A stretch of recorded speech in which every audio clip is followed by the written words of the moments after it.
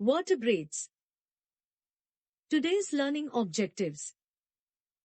At the end of the lesson, students should be able to classify vertebrates into its group.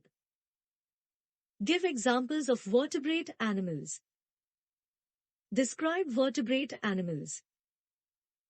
Vertebrates. Animals that possess a backbone are called vertebrates. Vertebrates have several key features in common.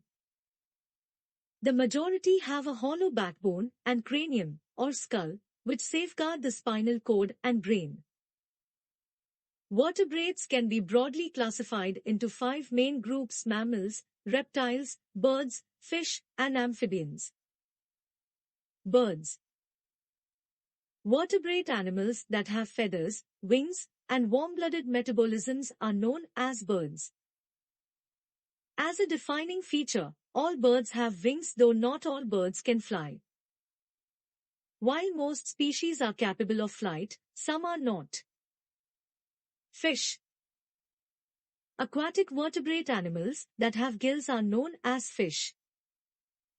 Due to their cold-blooded nature, their body temperature fluctuates following their environment. Reptile. Reptiles are a type of cold-blooded animal characterized by their scaly skin and leathery eggs. Their skin is typically dry and covered with scales or bony plates. Additionally, reptiles are known to lay soft-shelled eggs. Amphibians. Amphibians are cold-blooded creatures that are identified by their moist, scaleless skin.